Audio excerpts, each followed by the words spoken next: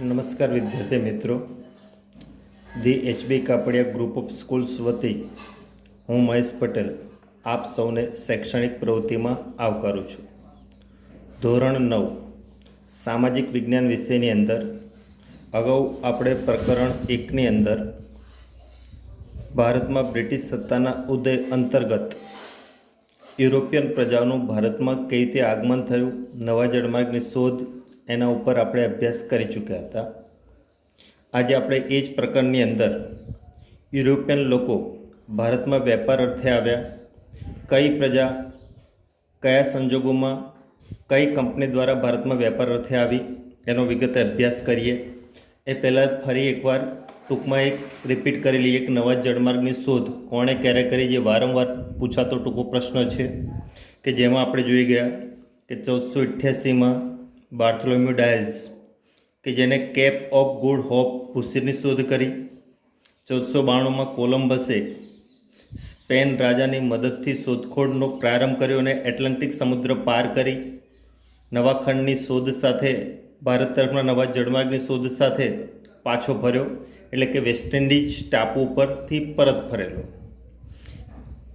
કોલંબસને ભૂલ અમેરિકો વેસ્પુચી નામના ખલાસીએ સુધારી અને એને અમેરિકોના નામ ઉપરથી અમેરિકા ખંડ અપાયેલું. ભારત તરફનો નવો જળમાર્ગ શોધવાનો શ્રેય 1498માં પોર્ટુગલ નાવિક વાસ્કો દ ગામાને ફાળે જાય છે, કે જેને બાર્થોલોમ્યુ ડાયઝના માર્ગે આગળ વધી પૂર્વ આફ્રિકામાં મોઝામ્બિક બંદરે ભારતીય ખલાસી અહમદ ઇબ્ન મજીદની મદદ મેળવી ભારતમાં વેપાર અર્થે પહોંચ્યો હતો. તો અહીંયા સુધી અગાઉ આપણે અભ્યાસ કરી ચૂક્યા હતા. આજે આપણે એ જ પ્રકારની અંદર આગળ હવે જોઈએ. તો આગળ મુખ્ય બાબત કે ભારતમાં યુરોપિયન પ્રજાનું આગમન થયું. તો એની અંદર આપણે જોઈએ કે નવા જળમાર્ગની શોધ થયા બાદ ભારતમાં યુરોપિયન પ્રજાના આગમનનો પ્રારંભ થયો. એટલે કે ક્રમ બાય ક્રમ અલગ અલગ યુરોપિયન દેશોની પ્રજા ભારતમાં વેપાર અર્થે આવી. તો વેપાર માટે સૌ પ્રથમ ભારતમાં વાસ્કો દ ગામાએ નવા જળમાર્ગની શોધ કરી, એટલે પોર્ટુગીઝ પ્રજા કે જે ભારતમાં વેપાર અર્થે આવી, પોર્ટુગીઝો ભારતમાં ફિરંગીઓ તરીકે ઓળખાયા. 100 વર્ષના સમયગાળામાં આ પ્રજાએ ભારતની અંદર દીવ, દમણ, ગોવા, કોચીન, મલક્કા વગેરે પ્રદેશો પર પોતાના નિયંત્રણોમાં લાવી દીધા. એટલે કે પોતાનું વર્ચસ્વ આ પ્રદેશોની અંદર વેપાર અર્થે સ્થાપિત કરી દીધું.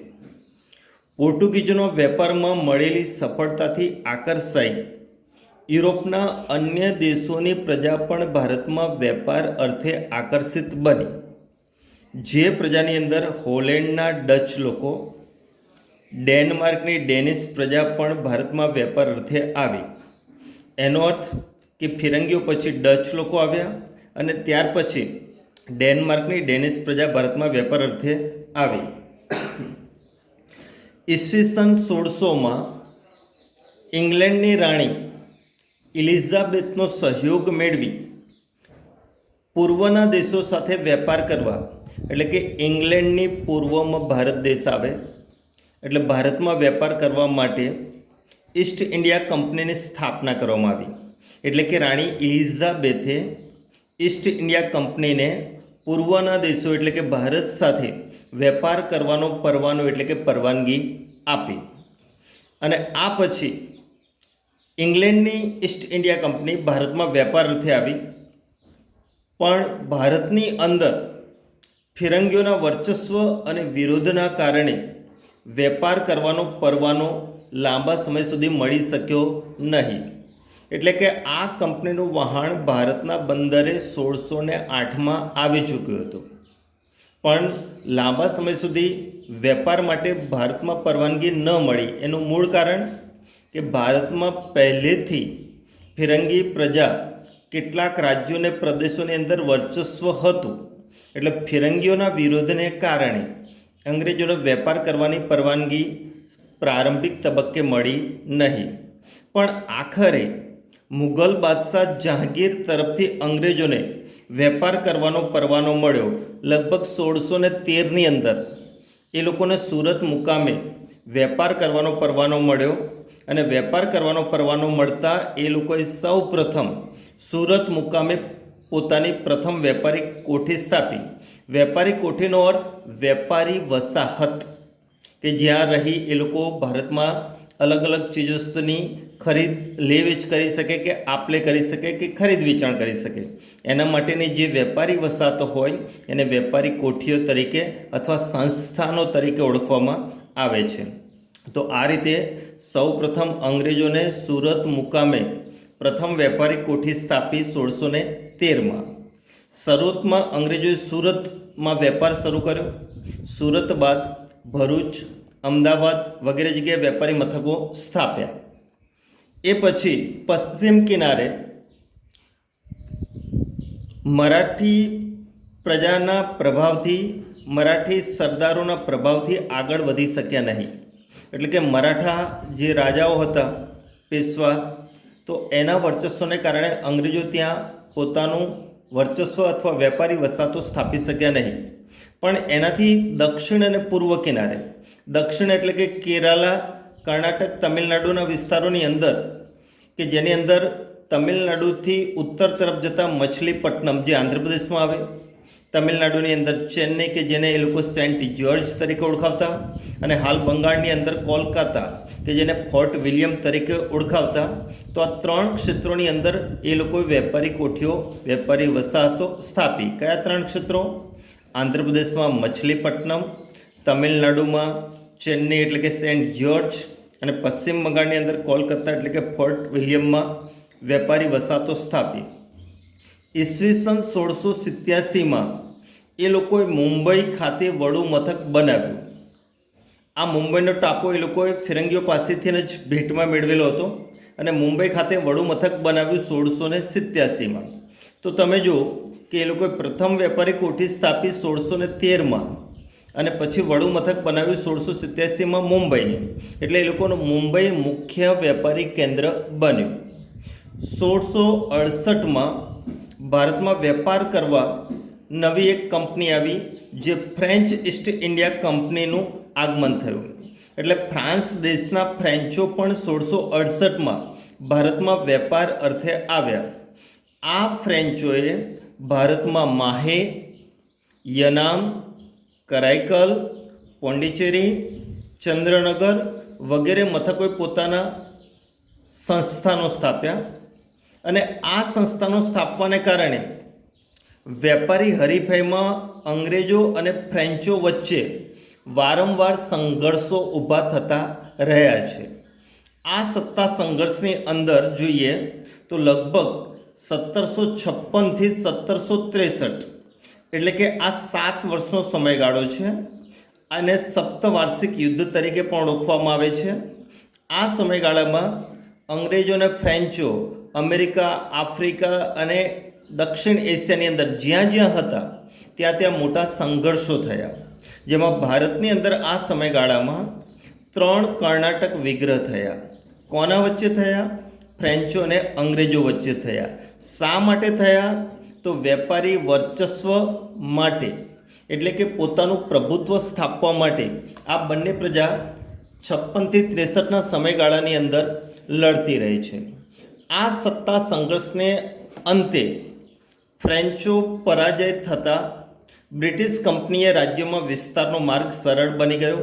એટલે કે અંગ્રેજોના વિસ્તારવાદી માર્ગમાંથી ફ્રેન્ચો જે અડચણરૂપ હતા એ નીકળી ગયા, કારણ કે સત્તા સંઘર્ષની અંદર એ હારી ગયા.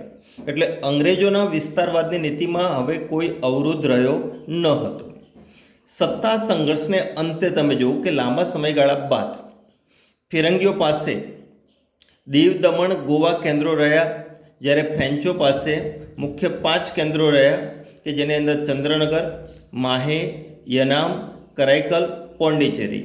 જ્યારે ડેનમાર્કની ડેનિશ પ્રજા અને હોલેન્ડના ડચ લોકો ભારતમાંથી વેપાર માટે આવ્યા હતા, એ અન્ય પ્રદેશોમાં વેપાર અર્થે ચાલ્યા ગયા. એટલે ભારતમાં ફક્ત યુરોપિયન 3 પ્રજાનું વર્ચસ્વ રહ્યું કે જેની અંદર ફ્રેન્ચો, ફિરંગીઓ, અંગ્રેજો. જેમાં ફ્રેન્ચો મર્યાદિત વિસ્તાર ગયા, તો ફ્રેન્ચોના મર્યાદિત વિસ્તારો 5 હતા: ચંદ્રનગર, માહે, યનામ, કરાઈકલ, પોંડિચેરી અને મહત્ત્વના હતા. જ્યારે ફિરંગીઓ પાસે 3 કેન્દ્રો દીવ, દમણ અને ગોવા. જ્યારે બાકીના વિસ્તારની અંદર અંગ્રેજોનું વર્ચસ્વ વધતું ગયું. હવે તમે જુઓ કે ભારતની અંદર અંગ્રેજો વેપારની અંદર પોતાની હકુમત સ્થાપવા માગતા હતા, પોતાની ઈચ્છા પ્રમાણેનો વેપાર કરવા માગતા હતા. એટલે આ વેપાર કરવા માટે એ લોકોએ ભારતીય રાજાઓની અંદર રાજકીય બાબતોમાં દખલગીરી કરી પોતાની સત્તા અને પ્રભુત્વ સ્થાપવાના પ્રયત્નો કર્યા. અને આ પ્રયત્નોમાં પ્લાસીનું યુદ્ધ થયું સૌ પ્રથમ 1757માં. તો પ્લાસીનું યુદ્ધ એ ઇમ્પોર્ટન્ટ ટૂંકનોટ છે. તમે જો કે આ સમયે 1757ના સમયગાળામાં બંગાળની અંદર નવાબ સિરાજ ઉદ દૌલાનું શાસન હતું. પણ સિરાજ ઉદ દૌલા ઉતાવળિયા સ્વભાવને કારણે તેના જ રાજ્યમાં તેના કેટલાક વિરોધીઓ ઊભા કર્યા હતા. એટલે કે સિરાજ ઉદ દૌલાના એના જ રાજ્યોની અંદર એના જ ઉતાવળિયા સ્વભાવને કારણે વિરોધીઓ બની ચૂક્યા હતા. હવે બીજી તરફ પ્લાસીનું યુદ્ધ થવાનું કારણ શું હતું? તો પ્લાસીનું યુદ્ધ થવાનું મૂળ કારણ કે બ્રિટિશ કંપનીએ સિરાજ ઉદ દૌલાની પરવાનગી લીધા વગર કોલકાતામાં એમણે જે વેપારી વસાહત સ્થાપી હતી એના રક્ષણના બહાને કોઠીઓ હતી એ કોઠીઓને ફરતે કિલ્લેબંધી શરૂ કરી. આ કિલ્લેબંધી શરૂ કરી જેમાં સિરાજ ઉદ દૌલાની પરવાનગી લીધી ન હતી. એટલે નવાબે આ કિલ્લેબંધી તોડી પડાવી. હવે શું થયું કે કિલ્લેબંધી તોડી પડાવી એટલે અંગ્રેજોનું આ સમયે નાનકડું સૈન્ય અને જૂજ માણસો હતા. સિરાજ ઉદ દૌલાના વિશાળ સૈન્યને વર્ચસ્વ સામે ટકી શકે તેમ ન હતા. હવે આ કિલ્લેબંધી તોડી પડાવી એ સમાચાર એ સમયે મદ્રાસ એટલે કે ચેન્નઈના ગવર્નર લોર્ડ ક્લાઇવને પહોંચ્યા. એટલે લોર્ડ ક્લાઇવ કોલકાતામાં રહેલા અંગ્રેજોની સહાય માટે નાનકડા સૈન્ય સાથે કોલકાતા આવ્યો. પરંતુ નવાબના વિશાળ સૈન્ય સામે ક્લાઇવે દગાખોરીનો આશ્રય લીધો. કેમ?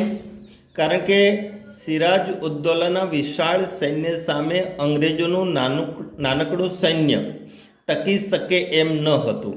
એટલે અહીંયા લોર્ડ ક્લાઇવે યુક્તિ પ્રયુક્તિ, લોભ લાલચ વગેરેનો આશ્રય લઈ જીત મેળવવા માટેના પૂરા પ્રયત્નો કર્યા. હવે આ પ્રયત્નોમાં એક પ્રકારે દગાખોરી આપણે ગણી શકીએ. એટલે નવાબને પરાજિત કરવા એક ષડયંત્ર રચાયું. એટલે કે નવાબને પરાજિત કરવા માટે નવાબના જ કેટલાક માણસોને લોભ લાલચ આપી પોતાના પક્ષે કરી લીધા. જેમાં મુખ્ય વ્યક્તિ હતો સિરાજ ઉદ દૌલાનો સેનાપતિ મિર્જાફર, કે જેને નવાબ પદની લાલચ આપી અંગ્રેજોએ પોતાના પક્ષે કર્યો. આ ઉપરાંત અમિતચંદ વાણિયા અને મગનલાલ શેઠ જેવા વ્યક્તિઓને પણ વેપારમાં મોટી લોભ લાલચ આપી એમને પોતાના પક્ષે કરી લીધા. આ